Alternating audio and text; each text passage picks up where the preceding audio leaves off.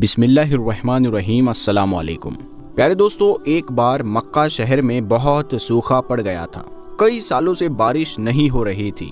جانور بھی پیاس سے مرتے جا رہے تھے، لوگوں کی حالت بہت خراب تھی، سب موت کی کگار پر تھے کہ انہی دنوں میں ہمارے حضور صلی اللہ تعالیٰ علیہ وسلم کی دادی اور حضرت عبد المطلب کی بیوی حضرت رقیہ نے ایک خواب دیکھا کہ کوئی کہہ رہا ہے کہ اے مکہ والو، تمہارے بیچ ایک نبی آنے والا ہے اور اس نبی کے ظاہر ہونے کا وقت قریب آ چکا ہے۔ اس نبی کی وجہ سے تمہیں زندگی ملے گی اور تم پر خوب بارشیں ہوں گی، تمہاری فصلوں اور جانوروں میں برکت ہوگی۔ اے مکہ والو، اگر تم اپنے علاقے میں بارش کروانا چاہتے ہو تو اپنوں میں سے ایک ایسے انسان کو تلاش کرو کہ جس کا رنگ گورا ہو، قد لمبا ہو اور اس کی پلکیں گھنی ہو اور بھویں آپس میں ملی ہو۔ وہ انسان اپنے سارے لڑکوں کو لے کر نکلے اور تم میں سے ہر خاندان کا ایک انسان اس آدمی کے ساتھ جائے۔ سب پاک صاف ہو کر اچھے کپڑے پہنے اور خوشبو لگائے اور سب سے پہلے جا کر کعبہ کے پاس حجر اسود کو چومے اور پھر سامنے والے پہاڑ جبل ابو قبیس پر چڑھ جائے۔ اس پہاڑ پر پہنچ کر وہ آدمی جس کے بارے میں اوپر نشانیاں بتائی گئی ہے وہ بیٹھ کر بارش کی دعا کرے اور سارے لوگ آمین کہے تو بارش ہو جائے گی۔ صبح اٹھ کر ہمارے حضور صلی اللہ تعالیٰ علیہ وسلم کی دادی رقیہ نے خواب جب مکہ والوں کو بتایا تو سب حیران رہ گئے اور کہنے لگے کہ یہ خواب کوئی عام خواب نہیں ہے، بلکہ اللہ کی طرف سے ہمیں پیغام بھیجا گیا ہے کہ ہم اس طرح پہاڑ پر چڑھ کر دعا مانگے تو ہم پر بارش ہوگی۔ اسی لیے چلو اور اس آدمی کو تلاش کرو کہ جس کے بارے میں خواب میں بتایا گیا ہے۔ مکہ والوں نے اس آدمی کو تلاش کرنا شروع کر دیا تو وہ ساری خوبیاں جو خواب میں بیان کی گئی تھی ہمارے حضور صلی اللہ تعالیٰ علیہ وسلم کے دادا عبد المطلب کے اندر نکل آئی۔ لوگوں نے آ کر حضرت عبد المطلب سے کہا کہ آپ ہی ہمارے سردار ہو اور آپ ہی کے اندر وہ ساری خوبیاں ہمیں نظر آ رہی ہے جو خواب میں بتائی گئی ہے، اسی لیے آپ چل کر ہمارے لیے بارش کی دعا کریں۔ عبد المطلب نے اپنے سارے لڑکوں کو جمع کیا اور مکہ کے ہر گھر سے ایک آدمی کو ساتھ لے کر کعبہ کے پاس آئے اور حجر اسود کو چوما اور پھر جبل ابو قبیس پہاڑ پر چڑھ گئے۔ حضرت عبد المطلب نے پہاڑ پر چڑھ کر بارش کی دعا کی اور سبھی لوگوں نے آمین کہا۔ ابھی دعا ختم بھی نہ ہوئی تھی کہ اچانک آسمان پر کالے بادل چھانے لگے اور پھر دیکھتے ہی دیکھتے بہت تیز بارش شروع ہو گئی۔ جب ہمارے حضور صلی اللہ تعالیٰ علیہ وسلم کی عمر مبارک 7 سال کی ہوئی تو ایک دن ہمارے حضور صلی اللہ تعالیٰ علیہ وسلم کی آنکھوں میں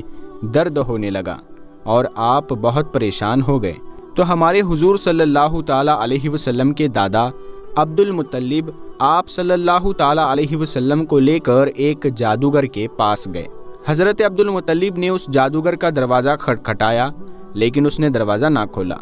جب اس جادوگر نے بہت دیر تک دروازہ نہ کھولا اور ہمارے حضور صلی اللہ تعالیٰ علیہ وسلم اپنے دادا کے ساتھ باہر کھڑے رہے تو اچانک اس جادوگر کے گھر میں زمین ہلنے لگی اور زلزلہ آ گیا تو وہ گھبرا کر باہر نکلا۔ جب اس جادوگر کی نظر ہمارے حضور صلی اللہ تعالیٰ علیہ وسلم پر پڑی تو وہ حیران رہ گیا اور کہنے لگا کہ اے عبد المطلب، یہ بچہ تمہارا کون ہے؟ حضرت عبد المطلب نے کہا کہ یہ میرا پوتا ہے اور عبداللہ کا بیٹا ہے۔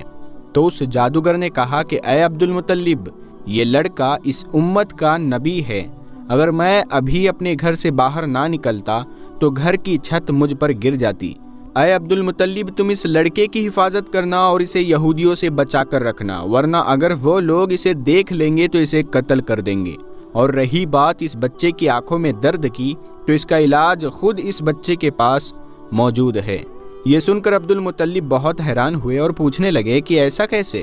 تو اس جادوگر نے جواب دیا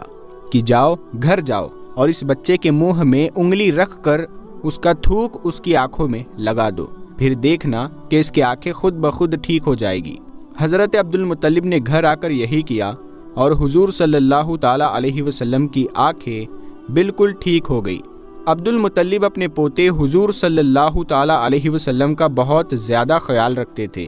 جب بھی کھانا کھانے بیٹھتے تو جب تک ہمارے حضور صلی اللہ تعالیٰ علیہ وسلم نہ آ جاتے تب تک گھر میں کوئی بھی کھانا شروع نہ کرتا، اور اللہ کے رسول کی یہ برکت ہوتی کہ جب بھی کھانا کم ہوتا تو ہمارے حضور صلی اللہ تعالیٰ علیہ وسلم اگر اس کھانے میں شریک ہوتے تو وہ کم کھانا بھی سب کے لیے کافی ہو جاتا اور آخر میں کھانا بچ بھی جاتا۔